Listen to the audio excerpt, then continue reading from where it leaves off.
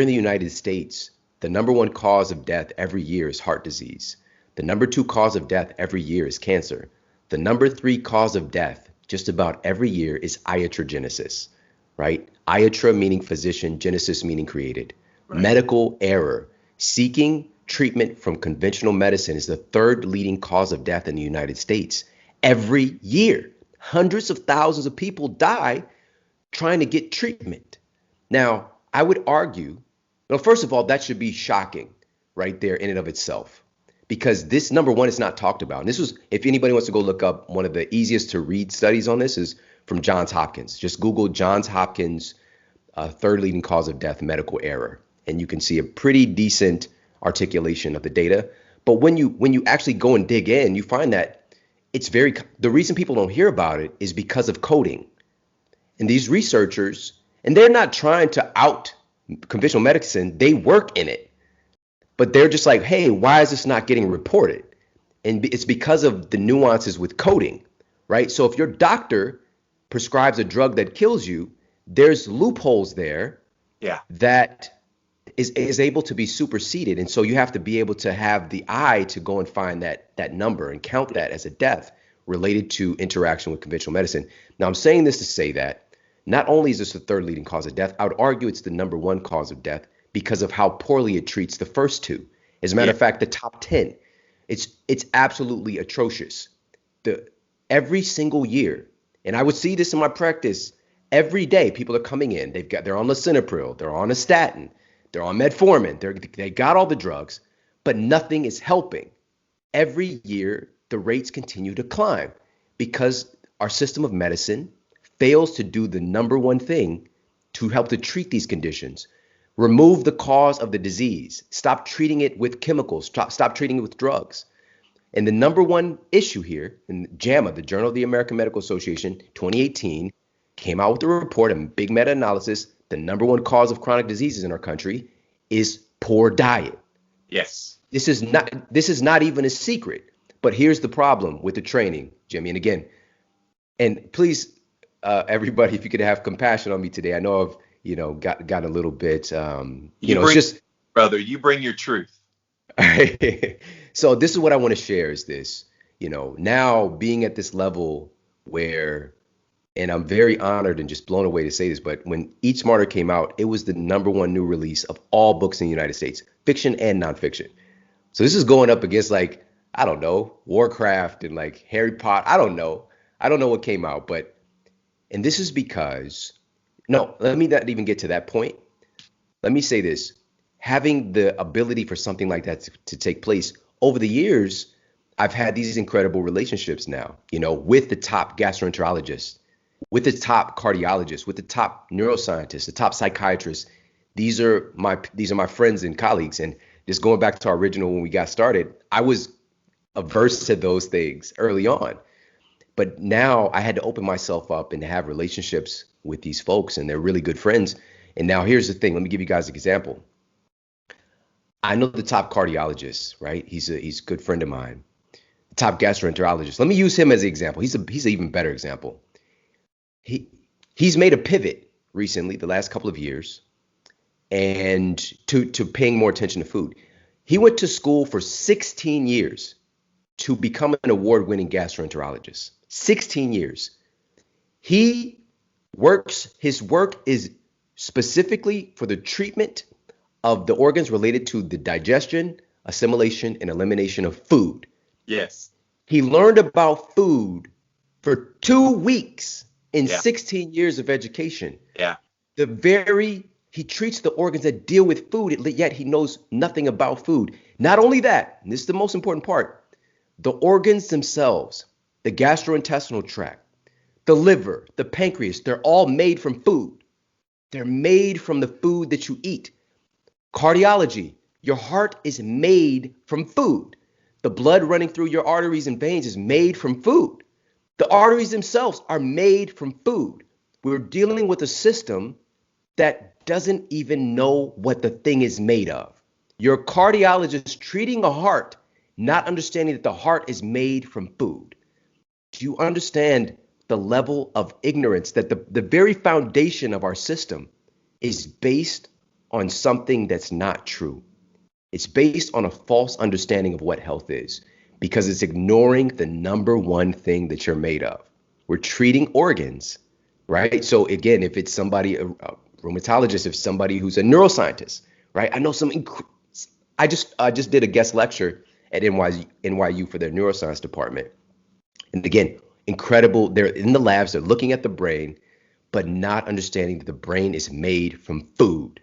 If we don't get this right, and this is the great part about right now, when I was saying earlier about the good news, things are shaking up right now.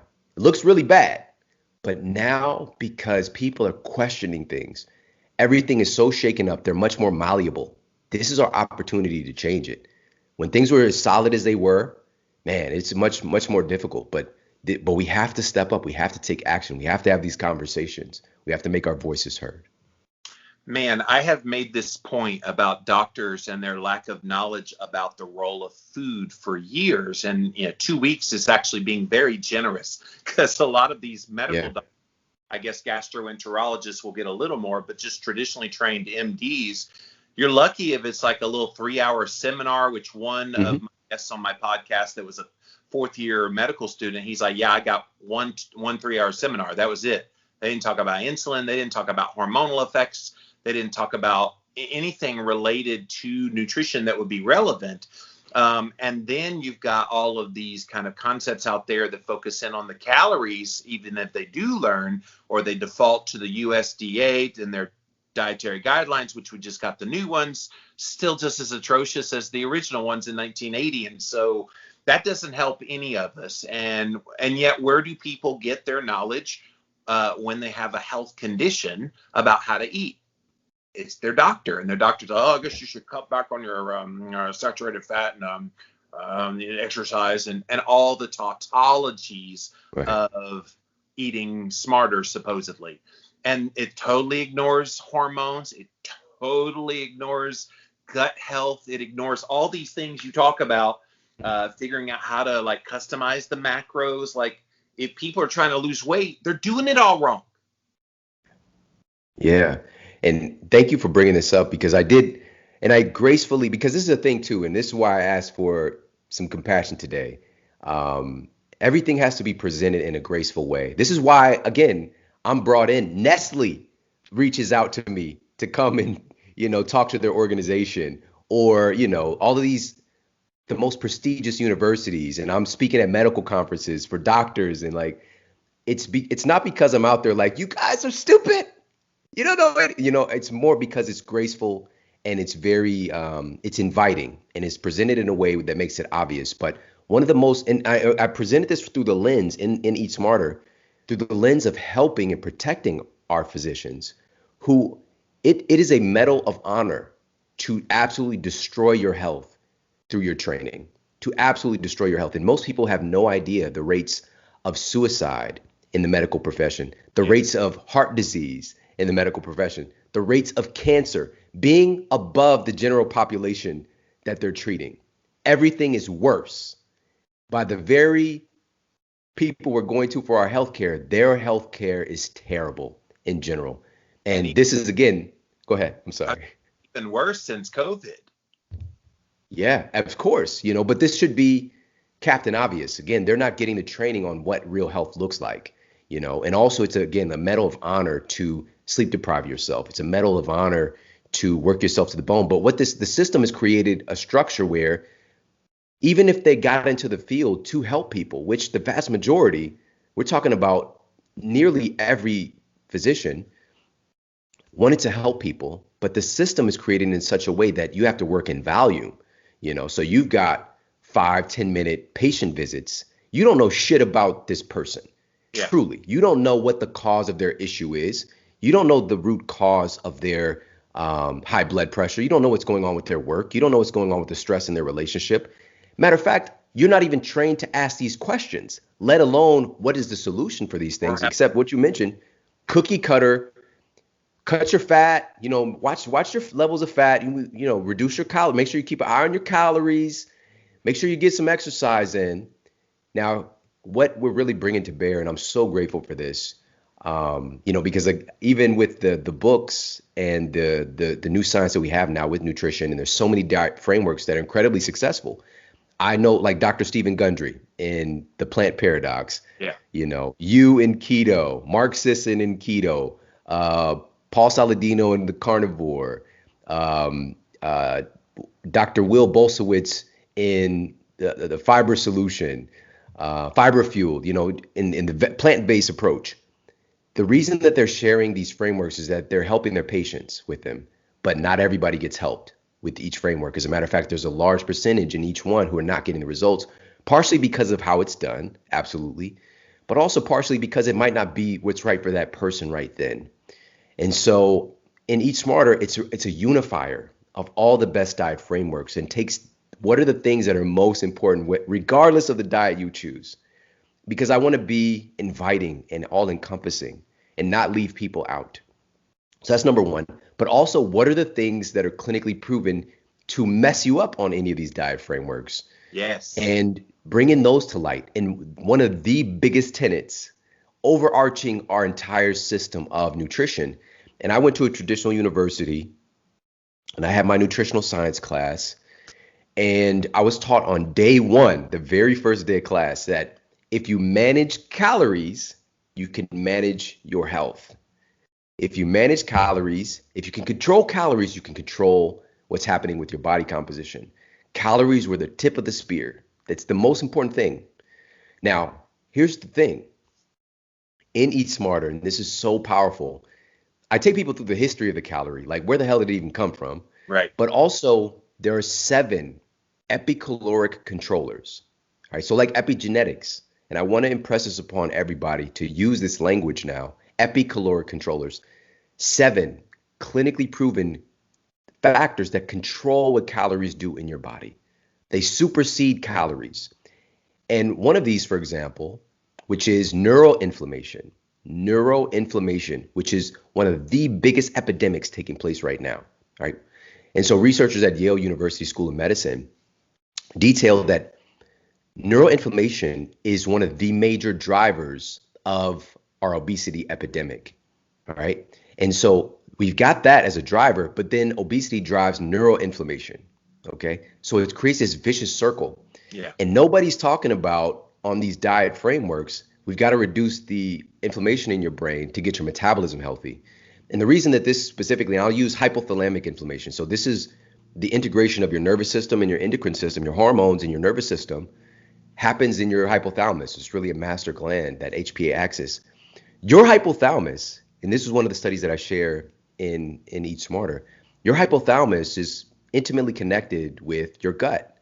And we can just use the vagus nerve, that connection, that super highway.